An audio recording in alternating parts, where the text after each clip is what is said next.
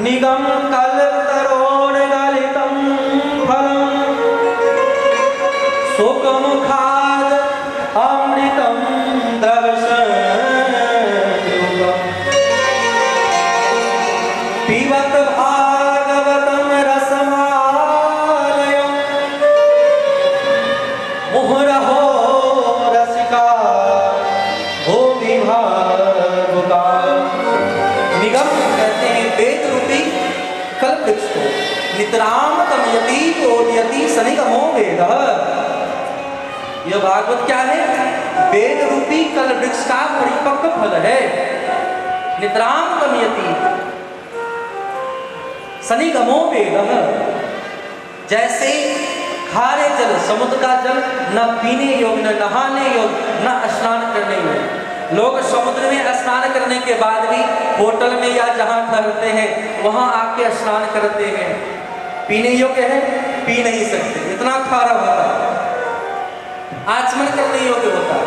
उसी प्रकार वेद तो ठीक है, लेकिन वेद में काल सिर्फ खारा जल भरा हुआ है, किसी काम का नहीं। लेकिन उसी जब वेद रूपी कलवृक्ष को, जब उस तत्व को, जब संत महापुरुष जैसे बादल बन करके, जैसे सूर्य की गर्मी से बादल वाष्प बना करके बादल बन जाता है, और बादल बन करके जब वो जगह जगह लोगों के पीने योग्य जल बरसा देता है, उसी प्रकार संत महापुरुष ऐसे समुद्र के जल को, जैसे वेद रूपी वैदिक मंत्रों को, सूत्रों को सुनने योग्य बना देते हैं। तब लोग अनुभव कर पाते। सब जानते हैं अर्जुन कौन है? नर और नारायण। अर्जुन में भगवान में कोई विशेष अंतर नहीं है, दोनों एक ही तत्व है। लेकिन महाभारत के समय में जब गीता को उपदेश दिया है भगवान ने, अर्जुन को कुछ पल्ले नहीं पड़ रहा है। उपदेश कब दिया है? जब अर्जुन ने शिष्यता ग्रहण किया। शिष्यस्ते हि सारिमां त्वां शरणं प्रपन्नाः। हे प्रभु, मैं आपकी शिष्यता को ग्रहण करता हूँ, मैं आपका शिष्य हूँ। उससे पहले तो बहुत सारा संबंध है, बहन है, बहनोई है, बुआ के पुत्र हैं, नर है तो नारायण है। लेकिन इतना उपदेश दिया, जब कुछ पल्ले नहीं पड़ा, कुछ समझ में नहीं आ रहा है, तो भगवान ने कहा कि लो, मैं अब तुम्हें दिव्य दृष्टि देता हूँ, ददामि दिव्य चक्षु में। भगवान के स्वरूप को नहीं पहचान पा रहे हैं अर्जुन, मोहग्रसित हैं। तब भगवान ने वह दृष्टि दिया, तब अर्जुन उनके दृष्टि को प्राप्त करके भगवान को पहचान पा रहे हैं। हम आप सोचें, अगर भगवान हमारे आपके मध्य प्रकट हो जाए, क्या भगवान को पहचान पाएंगे? भगवान भी अगर आ जाए तो भगवान को भी हम लोग बहुरूपिया कहेंगे, अरे ये बहुरूपिया है भगवान ने। भगवान के सामने, भगवान के शरीर के जो दिव्य तेज है, उस तेज को कोई संभाल नहीं सकता। ऐसे समय में संत सदगुरु ऐसे सदपात्र को देख करके उनके योग्य ऐसे सुंदर स्वरूप की चर्चा करते हैं। उन चर्चा को प्राप्त करके ऐसे भगवत भक्त ऐसे भगवान की आराधना करते हैं, और आराधना करके भगवान को प्राप्त करते हैं। तो भागवत रूपी सदग्रंथ में सत्य को समझने के लिए भगवान ने भगवत भक्तों को ही बुलाया। हे रसिक, हे भावुक, आप आओ, इस कथा को सुनो। किसी ने व्यास भगवान से पूछ दिया, महाराज आप इस कथा को फल कह रहे हैं, एक तरफ कह रहे हैं सुख मुखाद अमृतम द्रव संयुतम, ये गला फल है, और फल है तो उसको खाया तो नहीं जा सकता। फल होगा तो उसमें बीज होगा, गुठली होगा। बोले कि नहीं नहीं, अन्य जितने भी शास्त्र है सब में गुठली है, बीज है, लेकिन यह ऐसा परिपक्व फल है जिसमें त्यागने योग्य कुछ भी नहीं। त्यागने योग्य अगर छिलका हो तब तो आप त्याग तो छोड़ दो, अगर उसमें गुठली हो तब तो निकाल के फेंक दें, इसमें कुछ नहीं है। बोले कैसे? बोले जब भगवान श्री हरि के शाखा से टपका है, ब्रह्मा के डाल पर अटका, ब्रह्मा के शाखा से टपका तो श्री नारद जी के डाल पर अटका, नारद जी के डाल से टपका तो श्री व्यास जी के शाखा पर अटका और व्यास जी के शाखा से टपका है तो श्री सुखदेव जी के डाल पर अटका और श्री सुखदेव जी महाराज के माध्यम से यहाँ सूत सौनक संवाद के माध्यम से हम संसारियों जीवों को यह कथा प्राप्त हो रही है। इसलिए इनमें कुछ भी त्यागने योग्य नहीं है।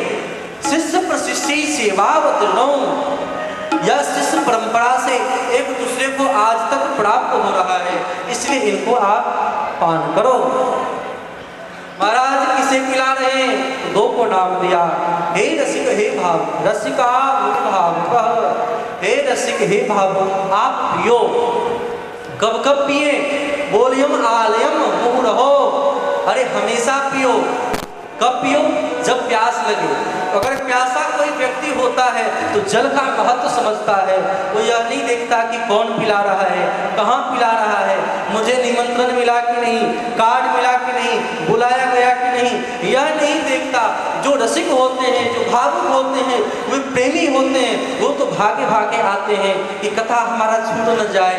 कथा प्रारंभ होने से पहले आकर के कथा पंडाल में उपस्थित हो जाए। आजकल के श्रोता जैसे नहीं कि व्यास जी आ गए हो, व्यास जी को प्रतीक्षा करना पड़ा, श्रोता आए तो कथा प्रारंभ हो। क्योंकि श्रोता अगर सोता तो वक्ता भी बकबक करता, अगर श्रोता वास्तविक में श्रोता तो वक्ता भी बकता, तब वह सदग्रंथ की बात कहेंगे, तब कहने में मन लगेगा, अन्यथा वक्ता को भी मन नहीं लगेगा। जैसे श्रोता होंगे उसी ढंग से कथा होगी। यहाँ पर व्यास भगवान ने सूत शौनक संवाद के माध्यम से इस कथा को विस्तार किया है। नैमिषारण्य में हजारों ऋषि मुनि महात्मा विराजमान है, अनेक यज्ञ किया है, अनेक कथाओं को दिन रात सुनते रहते हैं। हम आप ध्यान दें, जितने भी शास्त्र हैं प्रायः उनमें आप देखें क्या हो रही है, नैमिषारण्य में कथा हो रही है। नैमिषेषूतमासीन नैमिषारण्य, एक राम सर्व सतलोक हिते रता, वहां पर बैठ करके संत लोग चर्चा कर क्या करना चाहिए, क्या नहीं करना चाहिए। लेकिन संत या भगवत भक्त भगवान के कथा से बिल्कुल अलग हो नहीं सकते। और ऐसे ही जब संत मुनि महात्मा जब हजार वर्षों तक सब लोग मिलकर के साधन करने के लिए बैठे हैं, साधन करते करते इतने कथाओं को सुना है, इतने यज्ञ को किया है, आज इतना सुनने के बाद भी घोर कलयुग आने वाला है। इन कलयुगी समय में कौन सा एक सहज साधन करे, जिन साधन को करे तो फिर और करना कुछ बाकी ना रहे। दुर्भाग्य है समय का, आजकल के वक्ता, आजकल के धर्मात्मा, आजकल के धर्म की बातें बताने वाले न जाने कितने साधनों में फंसा दे। कोई कहता ये जप करो, कोई कहेगा यज्ञ करो, कोई कहेगा जप करो, कोई कहेगा तप करो, लेकिन वह सब कुछ करने की जरूरत नहीं है। एक हम भागवत सदग्रंथ को पकड़ लें और भगवान के नाम का आश्रय लें, इतना से ही आपका कल्याण हो सकता है। अन्यथा कुछ करके लाख रूप से आप कुछ करके मर जाएंगे, कोई भी साधन फलीभूत होने वाला नहीं है। यत् फलम् नास्ति तपसा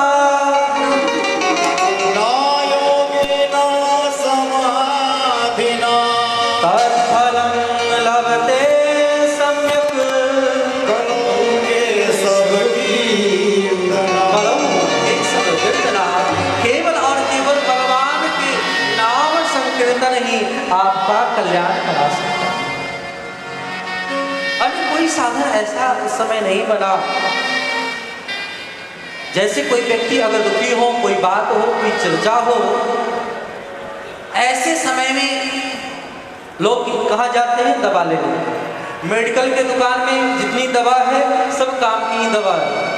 अगर किसी का सर दर्द करे और कोई दवा लेकर के खा ले तो क्या स्वस्थ हो सकता है? और अस्वस्थ ही हो जाए। उसी प्रकार कोई यज्ञ है, कोई जप है, कोई तप है, वो जितने भी साधन हैं सब ठीक हैं, लेकिन अन्य समय के लिए कभी ध्यान था, कोई यज्ञ था, कोई जप था। लेकिन अभी जो कलयुग का समय है, ऐसे कलयुग के समय में केवल और केवल भगवान की कथा सुन करके भगवान के नाम में हम निश्चित हो जाएं, यही कल्याण करा सकता है। बोलिए भक्तवत्सल भगवान की। जितने भी श्रोता हैं निक आगे बढ़ जाएं। पंडाल अब छोटा होते जा रहा है, पीछे बहुत सारे लोग हैं और आ रहे हैं, धीरे धीरे आगे बढ़ते जाएं, बैठे बैठे।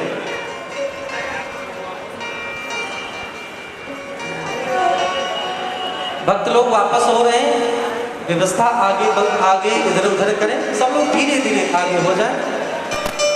अब जितनी जगह है उसी में तो आप लोग को बैठना होगा, आनंद लेना होगा। जब बड़े बड़े स्थल भर जाते हैं तो यहाँ तो कुछ कहने की बात ही नहीं।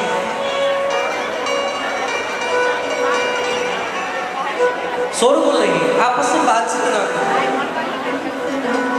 मैंने प्रारंभ में ही आप लोगों के मध्य निवेदन किया था, सूत जी महाराज शौनक जी को कहते हैं सावधान त्याग सुनो, आप सावधानी से भगवान की कथा सुनो। जब बड़े बड़े साधकों को भी शांत रहने के लिए कहा गया है, फिर तो हम आप तो संसार में रत ही हैं, फिर क्या होगा। इसीलिए निश्चित करके आज श्री सूत जी महाराज बातचीत ना करें, इशारा से भी काम हो सकता है, बोलेंगे तो मन भटकेगा और कुछ देर के बाद समय भी पूरा होने जा रहा है। तृतीय दिवस है, इसलिए सूत्रात्मक ढंग से आप लोगों के मध्य में चर्चा करूंगा। भगवान के अवतार सब भी होंगे, कल भगवान के अवतार सब मुक्तया हो ही जाएंगे, क्योंकि आगे भी उत्सव सब होगा।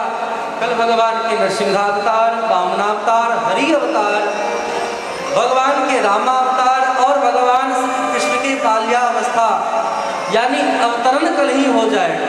बधाई भले ही हम लोग परसों भी करें, लेकिन अवतार कल हो जाएगा। इसलिए सब लोग तैयार होकर के, सब लोग सज धज करके आ जाएंगे।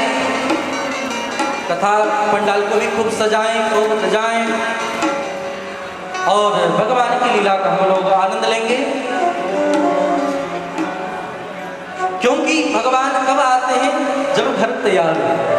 लेकिन अभी तक तो आप लोग ही तैयार नहीं हो पाए। अभी तो ताली बजाने में संकोच होता है, नाचने में संकोच होता है, बोलने में संकोच होता है। अरे अब दुनिया को भूल जाएं, मेरा कोई नहीं, मैं किसी का नहीं। अब यहाँ से आप घर जाओ, किसी की बेटी बन जाओ, किसी के बहू बन जाओ, किसी के रिश्तेदार बन जाओ। जो भगवान के सामने गाता है, नाचता है, उसे फिर कभी नाचना नहीं पड़ता। जो ताली बजाता है उनकी बुरी रेखाएं मिट जाती हैं। अगर समय से आगे होते तो कथा भी बहुत आगे हो, आप लोग आने में विलंब करते, फिर जाने में भी हड़बड़ी लगी रहती है, कब भागे कब भागे। और इस बार नियम थोड़ा ऐसा है, समय से ही कथा विश्राम करना है, क्योंकि बहुत दूर दूर से लोग आते हैं। और पिछले बार की बात तो आप लोगों को याद ही होगा, कथा अगर 4-5 बजे से स्टार्ट हो तो रात्रि के 12 बजे तक ही हमने कथा सुनाया।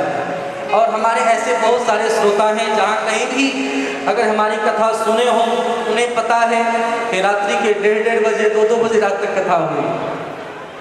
मेरा वचन रहता है, आप अगर समय दो, सुभाष चंद्र बोस जी का वचन था, तुम मुझे खून दो मैं तुम्हें आजादी दूंगा। आप समय दे, हम लोग कथा श्रवण कराएंगे। बोले राधे राधे। सुनने की क्षमता होनी चाहिए। श्री सूत जी महाराज के चरण कमल में आज वंदन किया, 6 प्रश्न किया है। प्रभु जीव मात्र के कल्याण के साधन क्या है? हमने इतनी कथा सुन रखा है, सुनते सुनते तृप्त भी हो गए, लेकिन उनमें जो सार तत्व है उनके बारे में अभी तक नहीं समझ पाए। वह हमें सार तत्व सुना। कथा हमने खूब सुना, लेकिन कथा का जो सार तत्व है कलयुग में खत्म होते जा रहा है, लेकिन खत्म ना हो वह सार तत्व। कल्याण कैसे हो, जीव मात्र को कौन सा ऐसा सहज साधन करना चाहिए जिस साधन को करने के बाद फिर और कुछ करना बाकी ना रहे। श्रेष्ठ साधन कौन है, कौन से शास्त्र का हम संग करें। अनेक शास्त्र तो भ्रमित ही कराते हैं। हमें यह बताए परम धर्म क्या है, हमें यह भी जानने की इच्छा है भगवान अवतार क्यों लेते हैं। अगर भगवान अवतार लेते हैं तो अवतार लेकर के कौन कौन सी लीला को करते हैं, हमें यह भी बताएं। भगवान के बारे में सुनते हैं, भगवान की लीला है। बलराम जी की गिनती हम देवकी माँ के गर्भ से भी करते हैं और कहते हैं रोहिणी माँ के गर्भ से जन्म ली। हमने ऐसा सुना है देवकी के भी संतान के रूप में भगवान की चर्चा आती है श्याम सुंदर की, और यशोदा के रूप में किनके पुत्र हैं। भगवान कौन कौन लीला करते हैं और यह भी बताएं भगवान जब इस धरातल को छोड़ करके चले जाते हैं फिर यह धर्म किसके शरण में जाता है। धर्म गम शरणं गतः, इस प्रकार का जब प्रश्न किया है सुन करके आंखें भर आई है रोमहर्षण जी महाराज के पुत्र उग्रश्रवा जी को। रोमहर्षण सूत इसीलिए कहते हैं जब ये कथा कहते थे तो कथा में इनकी इतनी प्रशंसा थी, जब कथा कहते थे तो जितने श्रोता हैं सबके शरीर रोमकूप जागृत हो जाता था, सबके आंख से अविरल गंगा यमुना की धारा बहने लगती थी, इसलिए इनका नाम ही पड़ गया था रोमहर्षण। प्रत्येक रोमकूप जो हर्षित हो जाए, प्रसन्न हो जाए, ऐसे रोमहर्षण श्री सूत जी महाराज से जब सौनक जी ने पूछा कि आपके ऊपर गुरुदेव भगवान की बड़ी कृपा है, गुरुदेव अगर प्रसन्न हो जाए, अगर ऐसे शिष्य हो सदपात्र को प्राप्त करके कौन ऐसा भला व्यक्ति नहीं होगा जो अपना सब कुछ न उड़ेल दे। मैं जिज्ञासु बन करके आपसे प्रार्थना करता हूँ, आपसे पूछता हूँ कि इन सबका कल्याण कैसे होगा, आप बताएं। बड़े प्रसन्न हो गए गुरुदेव भगवान के बारे में सुन करके, इसलिए उन्होंने कहा कि लो मैं भी अपने गुरुदेव भगवान का स्मरण कर लूं। और वहाँ पर श्री सूत जी महाराज अपने गुरुदेव भगवान श्री सुखदेव भगवान के चरण कमल में वंदन करने लगे। यम प्रवजंत मनुपे मपेत कृत्यम कोई पायनो विरह कातरया जुहाव पोत्रेति तन्मयितया